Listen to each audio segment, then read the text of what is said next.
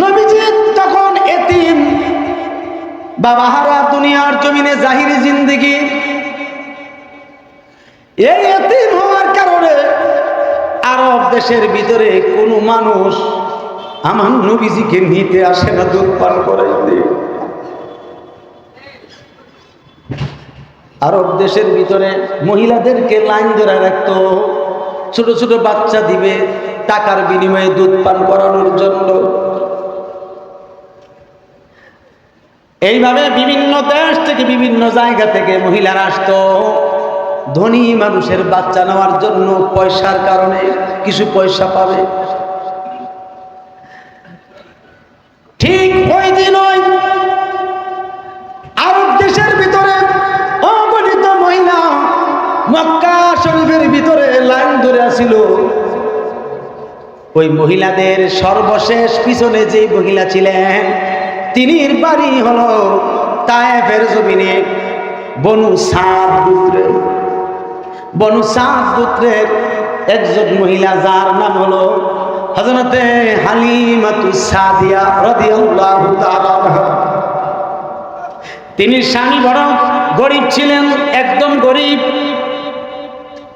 টাকা পয়সা ছিল না, ধন সম্পদ ছিল না। তার একটা সন্তান ছিল, 3 বছর হয়েছে সন্তানটার বয়স। তখন 2 বছর দুধ পান করানোর পরে হালিমাতুস সাদিয়ার স্তন দুধ শুকিয়ে গেছিল, দুধ ছিল না। এই সন্তানের নাম হচ্ছে হযরতে আব্দুল্লাহ। সবাই বলেন রাদিয়াল্লাহু তাআলা আনহু, বলেন সুবহানাল্লাহ। যখন হালিমাতুস সাদিয়া তিনির স্বামী এবং সন্তানটাকে তায়েফের জমিনে বনু সাদ গোত্রে রাখিয়া তিনি আসছেন বাচ্চা নেওয়ার জন্য, কিছু অর্থ পাবেন, অর্থ পাইলে বাচ্চার জন্য দুধ কিনতে পারবেন এবং পরিবারের জন্য খরচ চলবে। এই একটা আশা ভরসা করার পরে তিনি যখন দাত্রীমা হিসাবে আসলেন, সবাই বাচ্চা পেয়ে গেল, অর্থ পেয়ে গেল। হযরতে হালিমাতুস সাদিয়া বাচ্চা পাইল না, তিনাকে বাচ্চা দিল না, অর্থ দিল না। তিনি তখন মনে কষ্ট পাইয়া, দুঃখ পাইয়া যখন তায়েফের দিকে রওনা দিলেন, কান্না বিজড়িত অবস্থায়। কিছু দূর যাওয়ার পরে মক্কা শরীফের ভিতরে কে যেন তিনি সামনে দাঁড়ায়া ডাক দিয়ে বলে, হালিমা রে, ও হালিমা, মনে কষ্ট পাইও না, মনে দুঃখ দিও না। বাচ্চা পাইছো না তো কি হইছে? তোমার জন্য একটা সুসংবাদ আছে। তুমিও গরিব, অর্থ নাই, টাকা পয়সা নাই। তোমার যদি কোনো আপত্তি না থাকে তাইলে তোমাকে একটা সংবাদ জানাইয়া দেয়।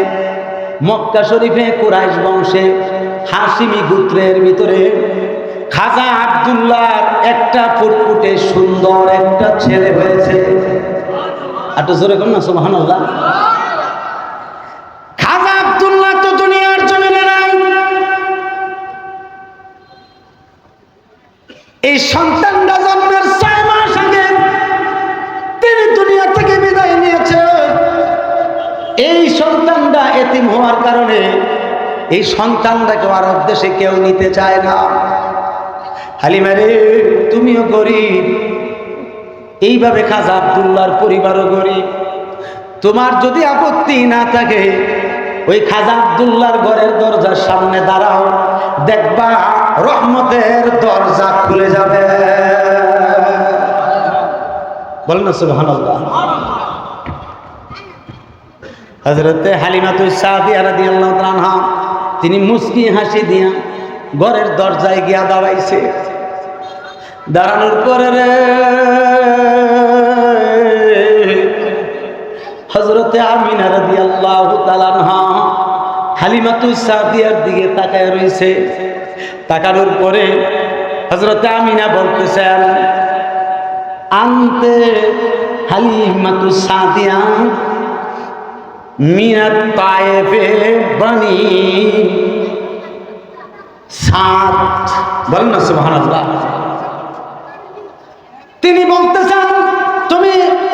বনি সাদ গোত্রের, তায়েফের জমিনে সাদ গোত্রের হালিমা খাতুন বলে, হ্যাঁ আমি গায়েব থেকে একটা আওয়াজ পেয়েছি কিছুক্ষণ আগে।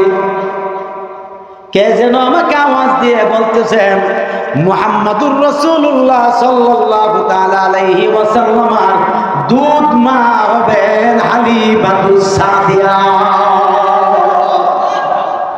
হালিমা তোমার কপাল ভালো, আমার রহমাতুল লিল আলামিন তোমার কুলে যাবে। তোমার কপাল কত ভালো। আমার হুজুর সাল্লাল্লাহু আলাইহি সাল্লাম যখনই হালিমাকে দেখছেন, ডান হাত মুবারক মতান্তরে বাম হাত মুবারক এইভাবে বাড়িয়ে দিয়ে মুচকি হাসি দিয়ে বুঝিয়ে দিলেন, মা ও মা হালিমা শুনলেন, আরব দেশের ভিতরে কেউ যদি আপনাকে মোহাব্বত না করে, ভালো না বাসে, আপনি গরিব বলে আপনাকে ইজ্জত না করে, সম্মান না করে, আমি মুহাম্মদ আমি আপনাকে সম্মান করব, মোহাব্বত করব, ইজ্জত দেব। তিনি রহমাতুল লিল, যারা বলে না রহমাতুল লিল। আজকের এই জমিনে আমরা অনেক সময় গরিব দুঃখীদেরকে ছোট ভাবি, এটা উচিত না। আল্লাহর কাছে ধনী এবং গরিব সমান। কথা ঠিক কিনা? কাউকে ইজ্জত বেশি দেন, কাউকে ইজ্জত কম দেন। ইজ্জত বেশি দেন তার গুণে, কি বলেন? আর কাউকে ইজ্জত কম দেন তার কর্মে, তার কর্মে। এই দুইটা জিনিস মনে রাখবেন, একটা হলো গুণ, আরেকটা হচ্ছে কর্ম। একটু মহব্বতের সাথে দূরে শুনবেন, আল্লাহুম্মা সাল্লি। যারা দাঁড়িয়ে আছেন বসেন। মুহাম্মাদ নবী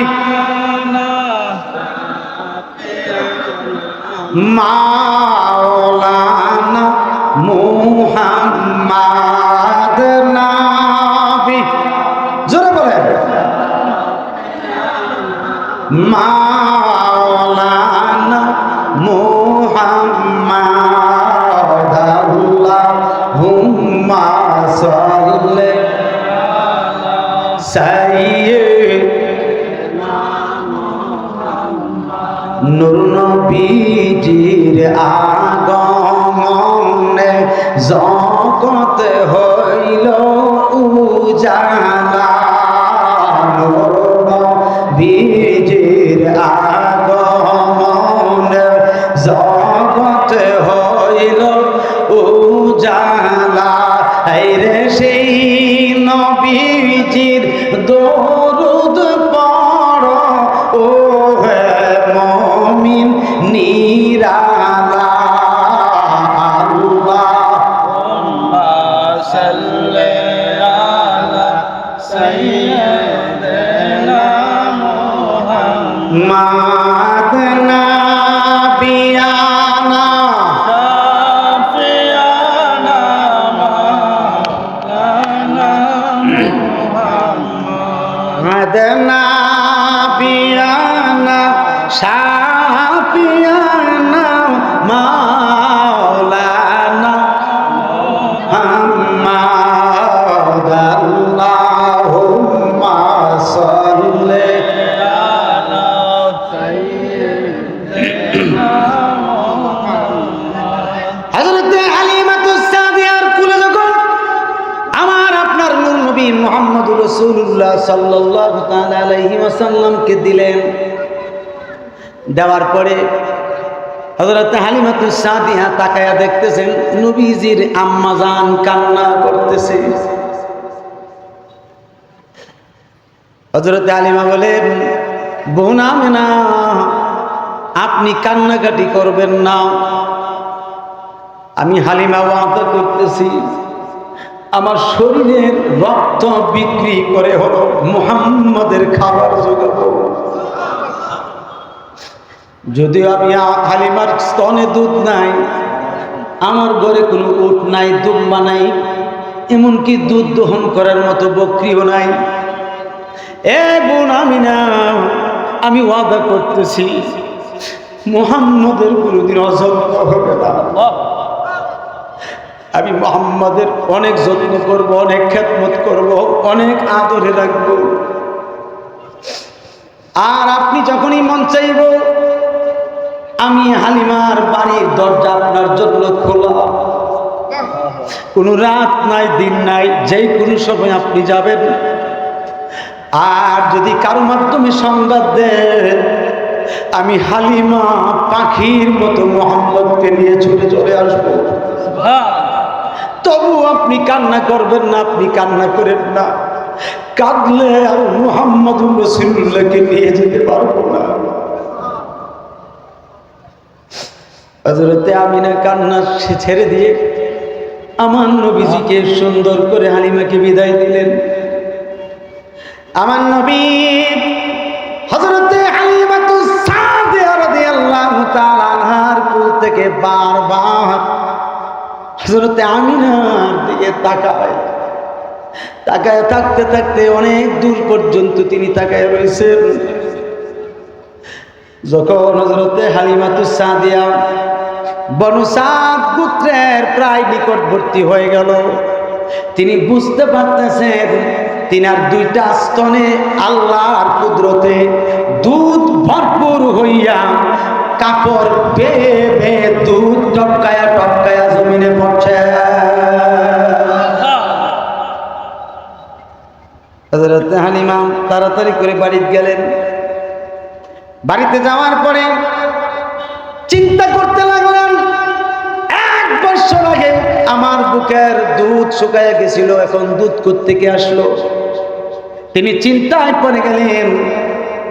এই চিন্তার মাঝখান দিয়ে তিনি আমার নবীকে তিনার ডান স্তন দিলেন পান করার জন্য। আমার নবীজি ডান স্তনের দুধ পান করতে শুরু করলেন। বলেন না সুবহানাল্লাহ। এক পর্যায়ে তিনি ডান স্তনের দুধ পান করা শেষ হওয়ার পরে হযরতে হালিমাতুস সাদিয়া রাদিয়াল্লাহু তাআলা আনহা তিনি বাম স্তন দিলেন আমার নবীকে পান করার জন্য। আমার নবীজির ব্যাপারে হযরতে হালিমাতুস সাদিয়া বর্ণনা করেন, আল্লাহর কসম করে আমি বলছি, কত চেষ্টা করলাম মুহাম্মদকে আমার বাম স্তন পান করানোর জন্য, যতবার দিয়েছি আমার মুহাম্মদ কোন সময় আমার বাম স্তনে ঠোঁট মোবারক লাগান না। তখন আমি মা বাধ্য হয়ে চিন্তা করলাম দুধ তো নষ্ট হয়ে যাবে। 3 বছরের যে বাচ্চা হযরত আব্দুল্লাহ, ছেলেটাকে ডেকে আনলেন। আনার পরে বলছে, বাবা আব্দুল্লাহ, দুধ নষ্ট হয়ে যাবে, আমি অসুস্থ হয়ে যাব, তুমি একটা কাজ করো, আমার বাম স্তনের দুধ তুমি পান করো। আল্লাহু আকবার কর না। এই জন্য নবীজি শরীয়তের কানুন করে দিলেন, 2 বছর পর্যন্ত কমসে কম 2 বছর মায়ের বুকের দুধ পান করাইতে হয় শিশু বাচ্চাকে। ইচ্ছা যদি করে আপনি 2.5 বছর 3 বছর কেন এর উপরও আপনি দুধ পান করাইতে পারবেন আমার নবীজির উসিলায়। বলেন না সুবহানাল্লাহ।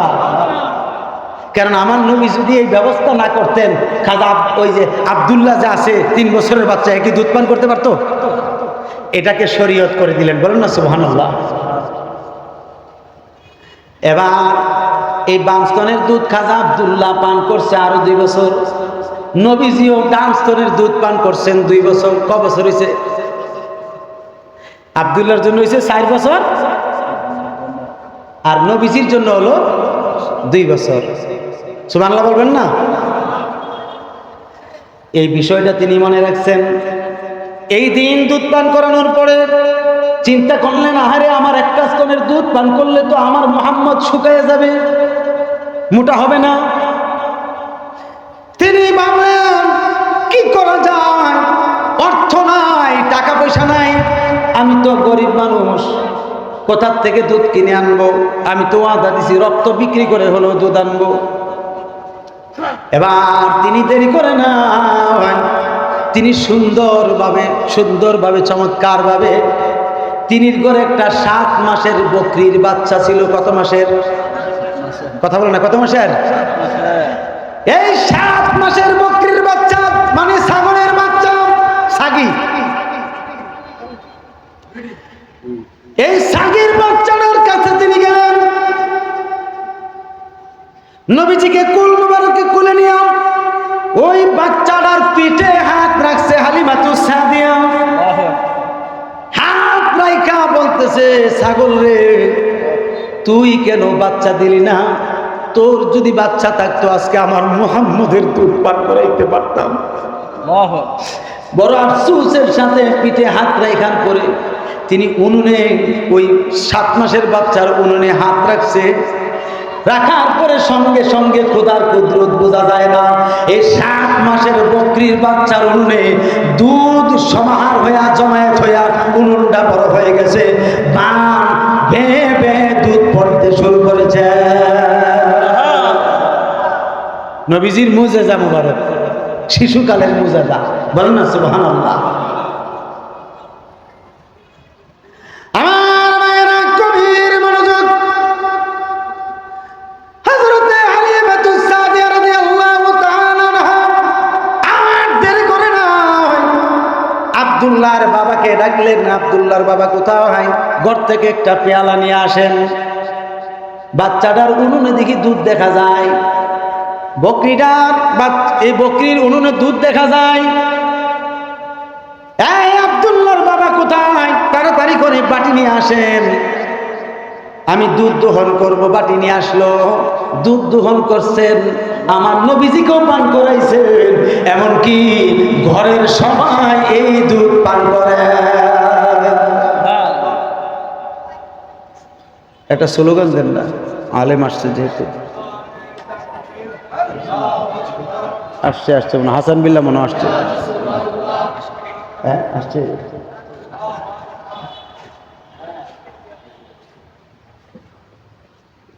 আজ ঈদ মিলাদুন নবীর মাহফিল চলতেছে, আজ ঈদ মিলাদ।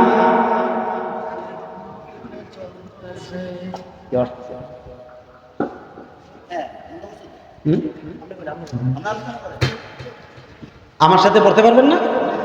মহাব্বতে পড়েন না, নবীজির মহাব্বতে পড়েন। আজ ঈদ মিলাদুন নবীর মাহফিল চলতেছে, আজ ঈদ মিলাদুন নবীর মাহফিল চলতেছে। আনন্দে উল্লাসে সারা জগৎ ভরেছে, আনন্দে উল্লাসে সারা জগৎ ভরেছে। আজ ঈদ মিলাদুন নবীর মাহফিল চলতেছে, আজ ঈদ মিলাদ।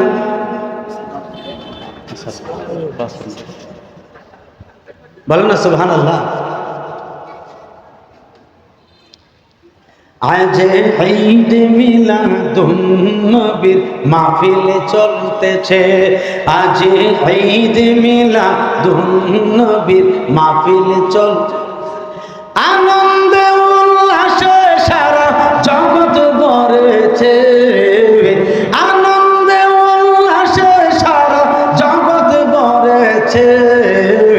আজ ঈদ মিলাদুন নবীর মাহফিল চলতেছে, আজ ঈদ মিলাদুন নবীর।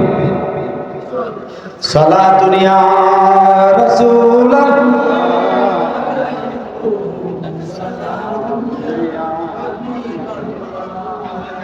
সালাতুন ইয়া রাসূলুল্লাহ, সালামুন ইয়া। আমার মায়েরা, এইভাবে 2 বছর যাবত পর্যন্ত এই বকরির বাচ্চারা দুধ দিয়েছে। কত বছর?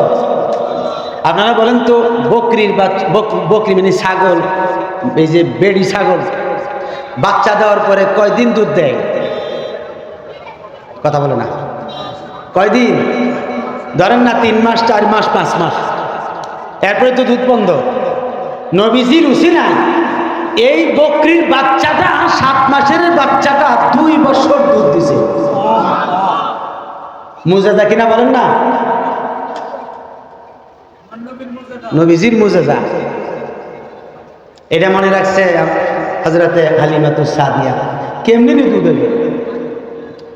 এখান থেকে তিনি গেলেন, রাত্র হয়েছে, পূর্ণিমার চাঁদ, আহারে কি আলো, একেবারে ফকফকে সাদা পূর্ণিমার চাঁদ, একেবারে পরিষ্কারভাবে চাঁদটা গোল। এই আমার ভাইয়েরা,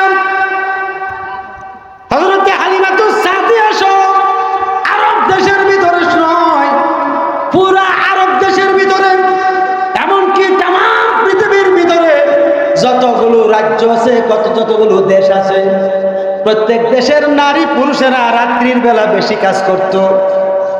রাত্রির বেলা বেশি কাজ করত। বাচ্চাদেরকে উঠানে শোয়া তারা নিজেরা কাজকর্ম করত। যখন ধানের দিন আসতো দেখছি আমরা, ছোট বাচ্চারে উঠানে শোয়া দিছে, ঠান্ডা বাতাসে শোয়া দিয়া মা এবং সঙ্গে যারা আরো মহিলারা ছিল, ছেলে মেয়েরা ছিল, সবাইকে নিয়ে ধান সিদ্ধ করত। আহারে কত সুন্দর লাগতো চাঁদনি রাতে, কত আরামের ধান সিদ্ধ করার রাত্রটা এই বাচ্চাটারে দিত খেলার জন্য। এই চাঁদ দেখলে বাচ্চা খেলতো। আহারে আমার নবীজিকে এইভাবে চাঁদনি রাতিতে উঠানে শোয়া হযরতে হালিমাতুস সাদিয়া কাজকর্ম করতেছেন। হঠাৎ করে নজর করে দেখতেছেন আমার নূর নবী মুহাম্মদ রাসূলুল্লাহ সাল্লাল্লাহু তাআলা আলাইহি ওয়াসাল্লাম এই শাহাদাতি আঙ্গুল মুবারক দ্বারা চাঁদটাকে দূরের থেকে কাছে ডাইকা আনছে। সুবহানাল্লাহ। চাঁদের আমার নবী ইঙ্গিত দিয়েছেন, চাঁদ আসো। চাঁদ নবীজির সামনে। আল্লাহ পাকের মুখে ধরে রাখছেন কি লিগা? সুবহানাল্লাহ বললে কি গুণ হইব? নবীজি ডাক দিছে আঙ্গুল মোবারক দ্বারা, চাঁদ আসছে একদম কাছে। হযরতে হালিমা দেখতেছে অবাক, খিরে চাঁদ দিয়ে নবীজির সামনে, তো উপরে থাকার কথা। হযরতে হালিমাতুস সাদিয়া তাকায় দেখতেছেন হুজুর সাল্লাল্লাহু আলাইহি সাল্লাম এই আঙ্গুল মুবারক দ্বারা চাঁদকে একবার ইশারা দিল, দক্ষিণ দিকে যাও। চাঁদ দক্ষিণ দিকে গেল। আবার বলছে পূর্ব দিকে যাও। চাঁদ পূর্ব দিকে গেল। আবার বলতেছে উত্তর দিকে যাও। চাঁদ উত্তর দিকে গেল। চাঁদ রে তুমি পশ্চিম দিকে যাও। চাঁদ পশ্চিম দিকে গেল। অর্থাৎ চাঁদকে যেই দিকে যাইতে বলে সেই দিকে চাঁদ যায়। অর্থাৎ চাঁদ আমার নবীর কথা শুনে, ঠিক কিনা? আমার নবীর কথা মানে, কেননা চাঁদ সহ সূর্য সহ তারকারাজি সহ সবাই ছিল আমার নবীর নূর মুবারকের ইশারায় চলত। আল্লাহ কোরআনে বলেন, ওয়াল কামারা কাদ্দারনাহু মানাজিলা হাত্তা আতা কালুর জুনিল কাদিব লা শামসু ইয়ানবাগি লাহা আন তুদরিকাল কামারা ওয়ালাল লাইলু সাবিকুন নাহারা ওয়া কুল্লুন ফি ফালাকিন ইয়াসবাহুন। বলুন সুবহানাল্লাহ। সুবহানাল্লাহ। এই চাঁদ, চন্দ্র, সূর্য, নক্ষত্র, তারকারাজি যত আছে, আসমান জমিন যা কিছু আছে, সব কিছু আমার নবীর নূর মুবারকের ইশারায় চলে। এটা আমার কথা না, কোরআনের কথা। আমরা রে বেদাতি কসমুল্লারা, হ্যাঁ আমরা রে জিলাপি খাওয়াই না, মোল্লা কস বিরিয়ানি খাওয়াই না। হ্যাঁ তুই ঠিকই কইছ। তোরা আমরা জিলাপি খাই, বিরিয়ানি খাই, আর তোরা তো শুনলেই গা চুলকানি উঠে। খাবজা ভালো করে খাবজা, চুলকাইতে থাক। তোরা যত চুলকাইবি আহলে সুন্নাত ওয়াল জামাত তত বৃদ্ধি পাবে, ঠিক কিনা?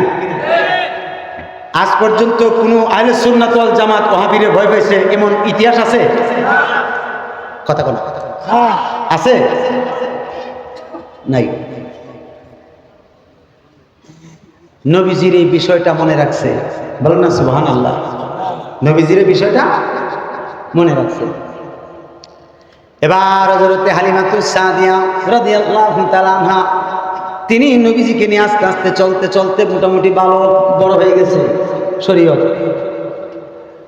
বড় হওয়ার পরে নবীজির জাহিরি বয়স যখন প্রায় 17 বছর 18 বছর হয়ে গেল,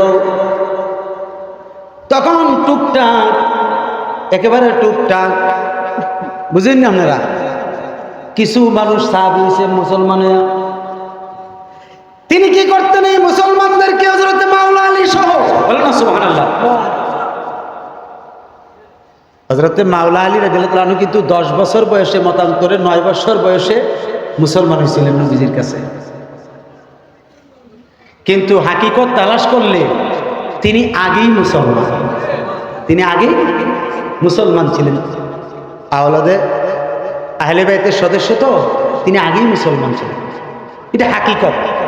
কিন্তু জাহিরি জিন্দেগি শরীয়তের দৃষ্টিকোণে তিনি 10 বছর বয়সে হযরতে মাওলা আলী রাদিয়াল্লাহু তাআলা আনহু নবীর কাছে সরাসরি হাত মুবারকে ধরে মুসলমান হয়েছে। আর ভাইরা, তিনি সহ অগণিত সাহাবায়ে কেরাম, তিনি একটা মরুভূমির কিনারে একটা গাছের নিচে, গাছের ছায়ায় নবীজি সাহাবীদেরকে তালিম দিচ্ছেন। শেষ করতাম ভাই সাহেব, শেষ করলে আপনি বললে শেষ করে দেবেন, এটা শেষ করলে, কারণ আমার পরে আরো হাসতে হাসতে ওলামায়ে কেরাম আছেন, আমি তো নগণ্য। হ্যাঁ, আল্লামা ডক্টর কফিলউদ্দিন সরকার সালি হুজুর কিবলা আছেন, যার এলেমের দর্শ তো আপনারা বুঝে নেই, কত বড় দরজার তিনি আলেম। সংক্ষেপ করে নিচ্ছি, তিনি যখন এই অবস্থার মধ্যে তালিম দিচ্ছেন, কিছু সংখ্যক সাহাবী জমায়েছেন। এমন সময় হযরতে হালিমাতুস সাদিয়া রাদিয়াল্লাহু তাআলা আনহা তিনি কি করছেন? পর্দানিশিনী হয়ে নবীজির সঙ্গে দেখা করার জন্য মরুভূমির উপর দিয়ে হাঁটতে শুরু করছে। উত্তপ্ত বালি, এই উত্তপ্ত বালিতে কোনো মানুষ যদি পা রাখে, খালি পা, সঙ্গে সঙ্গে ঠসা পড়ে চামড়াগুলো খসে পড়ত, গুষ্ঠগুলো পর্যন্ত পড়ে যেত, এত উত্তপ্ত রৌদ্রের তাপ। হযরতে হালিমাতুস সাদিয়া রাদিয়াল্লাহু তাআলা আনহার পায়ে কোনো জুতা ছিল না রে বাবা। তিনি ওই যুগের মানুষেরা চামড়ার জুতা পায়ে দিয়া এই মরুভূমির উপর দিয়ে হাঁটতে হইতো, অথবা উটের উপর সাওয়ার হয়ে হাঁটতে হইতো। এই উত্তপ্ত বালু উটের পা পুরাইতে পারত না, কারণ উটের পা ছিল আমার নবীজির নেগা ক্রমে বরকতপূর্ণ। এইটার ঘটনা আরেকটা অন্যদিকে। ও আমার বাবারা, হযরতে হালিমাতুস সাদিয়া খালি পায়ে হাঁটতেছে, আর এই উত্তপ্ত বালু তিনার কোনো কিছু হয় না, এবং তিনি বুঝতে পারতেছেন নাও গরম নাও ঠান্ডা, এমন একটা অবস্থার মধ্যে হযরতে হালিমাতুস সাদিয়ার পা লাগতেছে। এমন সময় যখন সাহাবায়ে কেরামদের মধ্যে দুই একজন দেখছেন যে একজন মহিলা আসতেছে নবীজির কাছে, এবার নবীজিকে বলতেছে, ইয়া রাসূলুল্লাহ, কে যেন আসতেছে আপনার সঙ্গে দেখা করার জন্য, আমরা চিনতে পারছি না গো নবী।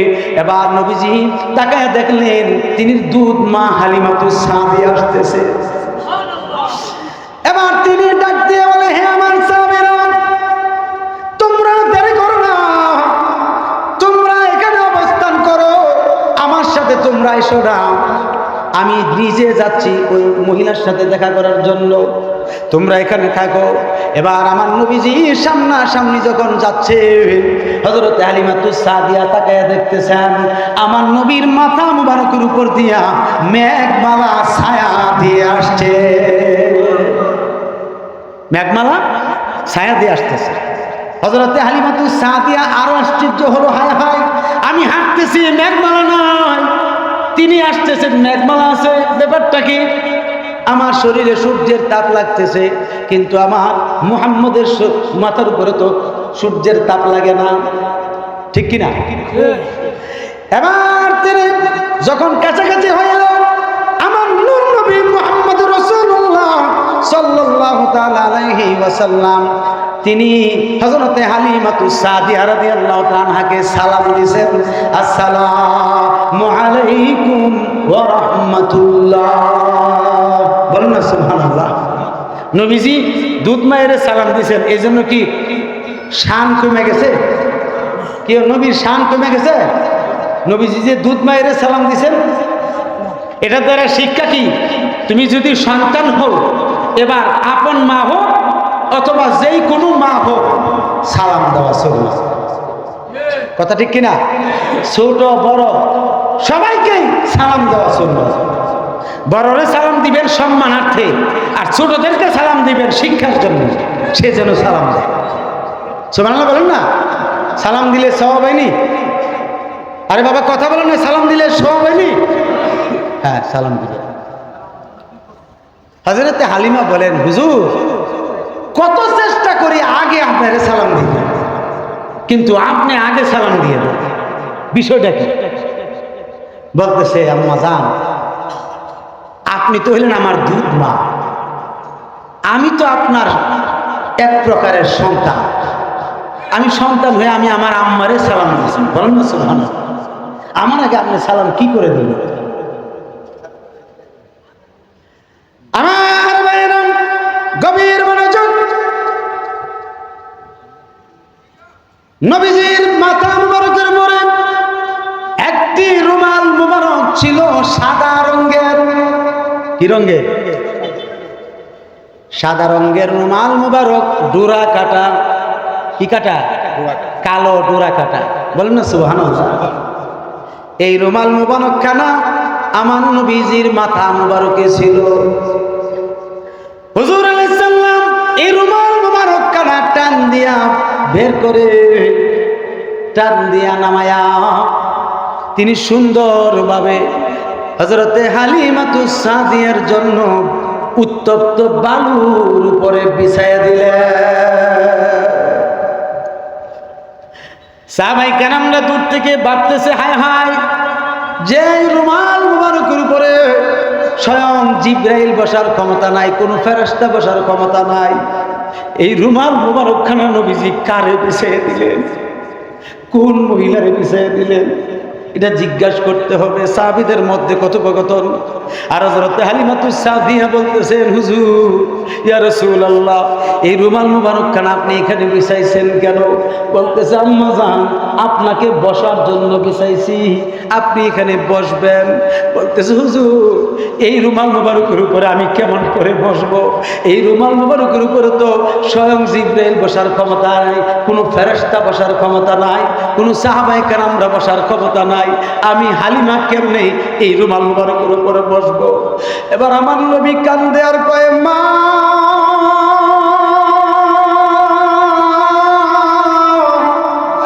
ও মা, ও গো আমার মা, আপনি যদি আমার দুনিয়াতে আসার জন্য মাধ্যম হন নাই, আমার আম্মা জান হযরতে আমিনা আপনার কোলে উঠাই দিয়েছেন আপনার দুধ পান করার জন্য।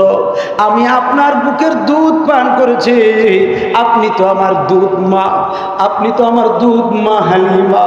আম্মা জান, আপনি যদি এই রুমালের উপরে বসেন, সব চাইতে আমি নবী বেশি খুশি হব। মা আপনি একটু বসেন, আমি বসে বসে কথা বলবো।